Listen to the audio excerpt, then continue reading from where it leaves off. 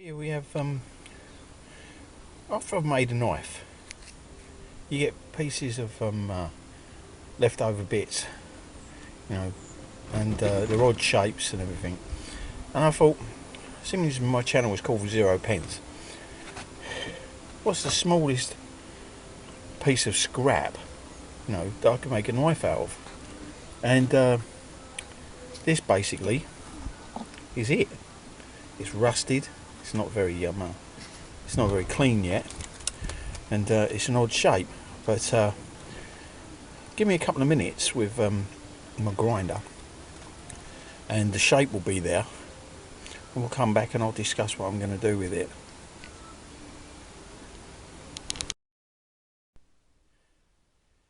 Here we have, after I've made a knife, you get pieces of leftover bits, you know, and they're odd shapes and everything. And I thought, seeing as my channel was called 0 pence, what's the smallest piece of scrap, you know, that I can make a knife out of? And this basically is it. It's rusted.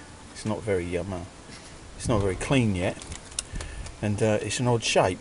But give me a couple of minutes with my grinder, and the shape will be there, and we'll come back and I'll discuss what I'm going to do with it.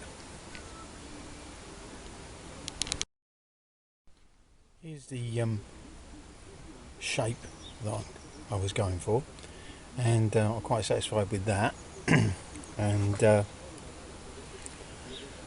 I'm going to finish shaping, and you can see it's very thick, this file, so I'm going to take a lot of the meat off of it and mark it up for chamfering.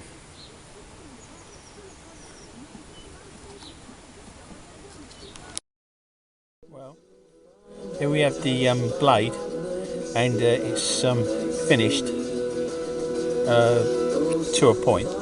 Obviously it's polishing and patterning, maybe, I don't know yet, but here is, like, out of a complete and utter piece of scrap, rusted metal, is a quite serviceable little blade. It's going to make a nice little neck knife for somebody.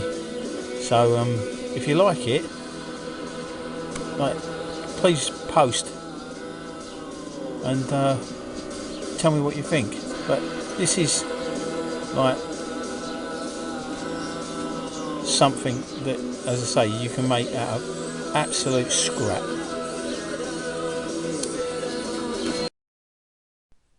Here's the finished, drilled and shaped piece. Try and see if I can bring it closer so you can get a better look at it. It's rough now. Obviously the polish has got to be done, but you can see the back of it's been shaped. The blade, put a convex grind on it, high convex, and set the shoulders, and it's time for a bit of sitting in a chair polishing. And when I've done that, I'll come back and show you some more.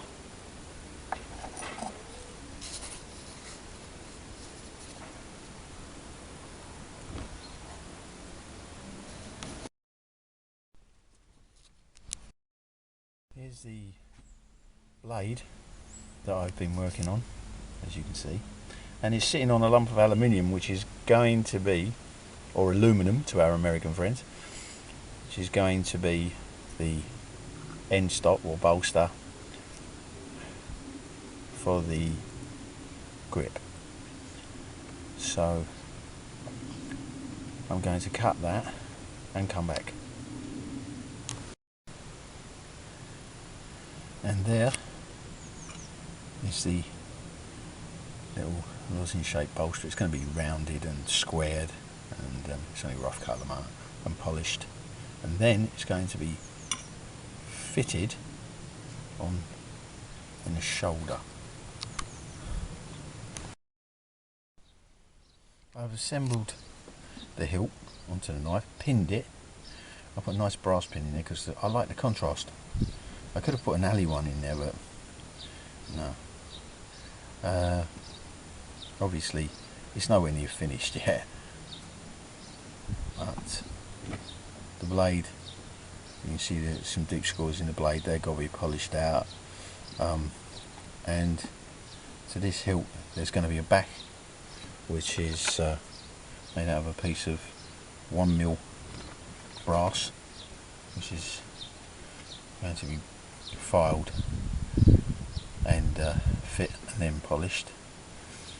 The rail sides I want because they will help me stay straight. So the better the job I do on this, the better the finished job on the hilt. So that's very important. After that, I'm going to make a grip for it, and that's going to be rather special because that's going to be a composite grip, and it's going to be made like they made the cribbage boards years ago, which were very strong. There's loads and loads of cribbage boards still about. You can kick them around the room, throw them even, which on a bad game of cribbage usually wasn't an unlikely thing to happen, and they're still about. So we'll see how it goes and go on from there. Here's the brass spacer, which is purely here for decorative purposes. It's just freaking thing, and it's just been filed and it's ready to go on the knife, and it slips on quite easily,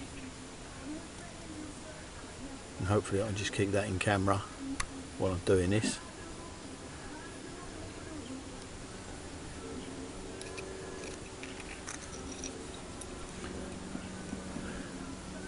There's the fit, and it fits perfect, as you can see.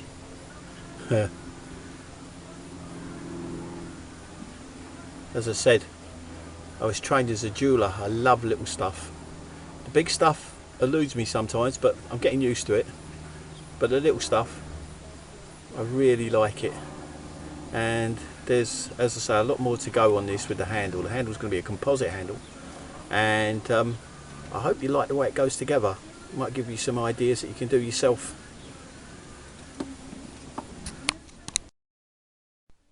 This is the handle that I told you I was going to be working on. It's composite.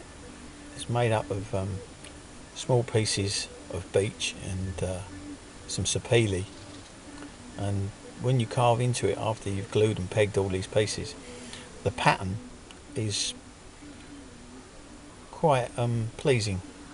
So, but it takes loads and loads of work. As you can see, each one of the pegs has to be individually drilled, and I made a couple of mistakes at the beginning, which I had to go back to the drawing board and work it out. But this is the build up of it. A few more pieces to put in yet, and all these are going to be glued, and then the top board is going to be put on and located on the pegs, and that's not easy, but it does work. And after that's done, I'll come back.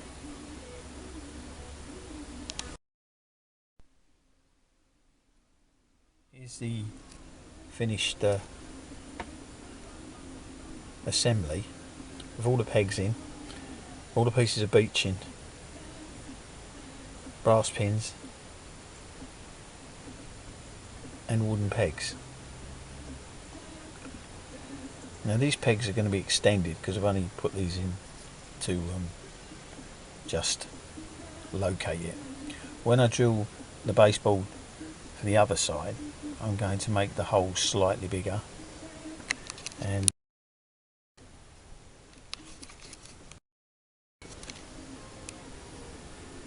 there we are, it's focused a bit better. Going to extend the lengths of the pegs to full size. They're cocktail sticks, obviously, and I'm going to use full-size cocktail sticks. Line it all up, glue it, and then when I put the base back on, I'm going to locate it and use a slightly bigger drill on the other side of the baseboard, only slightly, hardly noticeable, just enough to make the pegs a little bit slacker to push down and take glue. And then when it's all done, you won't notice it at all. And then there's a aluminium bolster end going on here with a red spacer either end and a white spacer, red and white spacer either end, just to pick it up. So then it's shaped, polished, and ready to rock. The blade's all been tempered, so as soon as that's all finished, it's ready to rock. I've numbered all the pegs, left and right label, and I'm now going to pull out all the pegs and replace them with longer ones, as I said, and drill the backboard and see how that goes.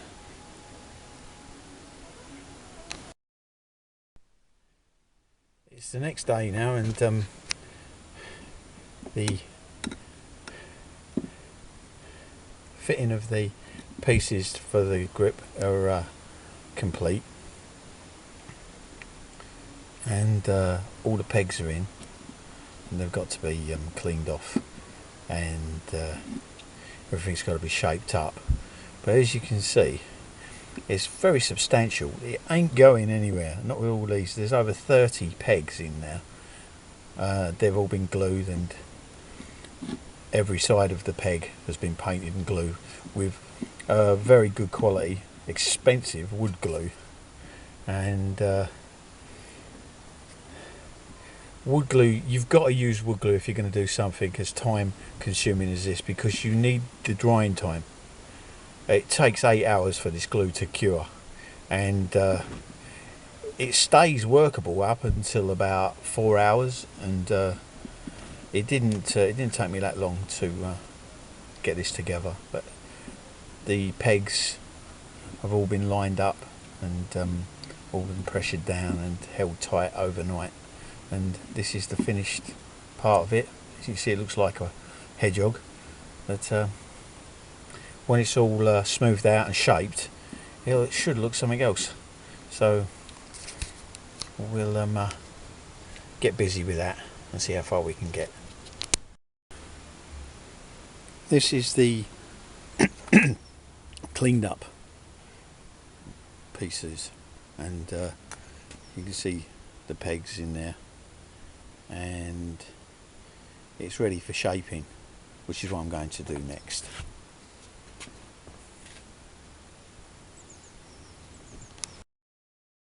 Here's the shaped and finished grip.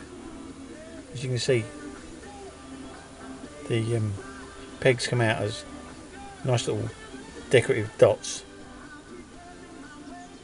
and it's got to be pinned in. That's a really tight fit in there, obviously, because it was all moulded round it, and it took a little bit of doing to pull it back out again, but it's out. And I'm going to fill that with epoxy resin, because this wood glue that I used, as I said, it was a very good wood glue. Working it and the wood gets quite hot. Doesn't matter with the wood glue, because the hotter it gets, the more water it dissipates, and the harder and better the grip of the glue. So that's one good thing about it, but you have to get a finish on it really quickly. And I'm going to seal it with an oil, and I'll make it pretty weatherproof and pretty impact proof. I'll tell you that now. All those pegs, all that glue, wow. And as I said, the idea is from a cribbage board. That's how they pin them together, and you get like a brilliant sort of, if I can get it focused in, sort of a dragon belly. They're my granddaughter's words, not mine. She's just left. She said it looks like a dragon's belly, Grandad. So, yeah, dragon's belly. That's what I'm going to call it. Anyway, that's going to go on to the knife. And when it's all together, I'll come back. Here's the finished composite handle and the scrap knife, all put together with a brass aluminium end, and this is the belly of it. It's all been put together. It's now been stabilised, and fitted, and a leather spacer put at the end. You can see all the dots and things, makes it look like a, as my granddaughter says, makes it look like a dragon belly. It's all segmented. There's absolutely no money for the materials for this. The piece of aluminium was off a side plate from a lawnmower, and I cut it up, and brass pins were some brass that I had lying around. I don't even know where I got it from, it's been around that long. Small pegs that you can see at the side there, they're cocktail sticks holding it all together, and the centre hard mass of the belly is pieces of chopstick. I don't know what they use, but when you use it in grain, it's really hard and really close, and I burnt it a little bit just to give it some colour. As you can see, it looks quite fetching, or fetching, not fatching, fetching. In the back, the brass spacer, aluminium hilt, brass pin. On the end, I'm afraid I just cheated really. I used a good old-fashioned Phillips head stainless steel screw and just ground it down, and the finish is true oil, and there you go. And I'm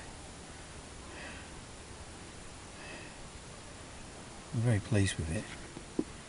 But again,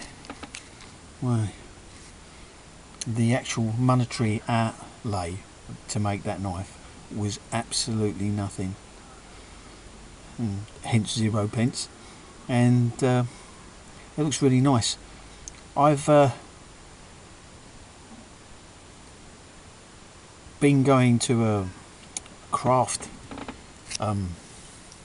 it was a farm, but it's now like a craft centre, and it's got leather workers and forge workers. My friend, who I worked with for over 20 years, he actually runs the Billericay Forge at Barleylands, and the leather guy that works over there, he makes some really nice sheaths for these knives for me, and I just sort of barter for them. They've been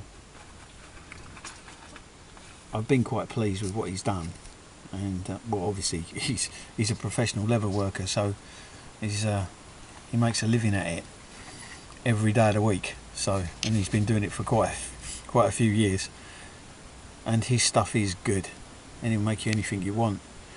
But as I say, that's at Barleylands, and I've I've done a deal with him, and he's going to make me a leather sheath for this, and hopefully it'll be like puku style, and it'll be able to hang around your neck. Today I've decided that I'm going to, for the first time,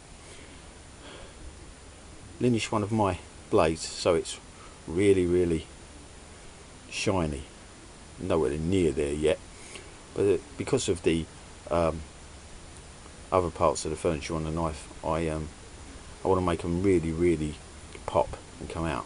But when I'm doing jewellery and things, it's usually about inch long, inch and a half, and it doesn't cause a problem. But if you see the Dremel here, if I can block out the sun long enough to show you it, it's got the polishing mop on it, but this is knurled, obviously for your hands, but when it's spinning, that turns into a file. If you hit that, well, you don't want to hit it because it will mark everything. And to tell you the truth, I nearly did it, not quite, but I nearly hit the blade on there, and I thought, and then I remembered that there is a jeweler's trick for this. And I thought, well, I might as well pass it on, because if people are doing small blades and things like that, maybe they'll hit the same problem, because they're not very long, these things, as you can see. So what you do is you take some electrical tape and you wrap it around here, which I'm going to do. Push it down firmly, don't fly off, and if you hit that, you just hit the electrical tape, which will just give it a polish burn. But you can get that out dead easy. You can't get gouges out that easy. And when you're on the last stages of polishing a blade, you don't want that to happen. And this is just a simple thing, and it can help you. And it comes off dead easy. It's got a bit of WD-40 if you've got any residue on it afterwards, and that'll get it off. Okay, so just a little tip, and I'll show you what the knife looks like when it's finished. Well, there you can see the chucker's got the electrical tape around it, and we're ready to go, and that will keep your blade safe. You see, I wrapped it around about 4 times. That is not going to get to your knife, so that's it.